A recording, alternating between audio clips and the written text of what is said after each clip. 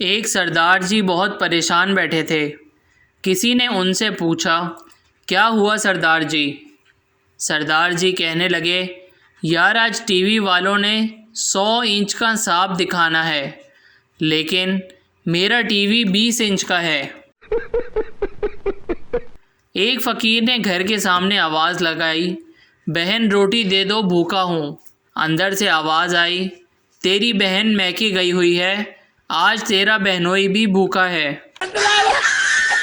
अगर आपका वज़न ज़मीन पर 100 किलो है तो मरीख़ सैयारे पर 38 किलो होगा और चाँद पर सिर्फ 6.1 किलो होगा।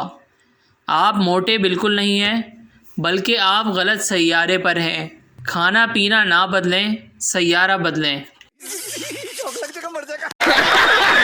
Please subscribe our channel.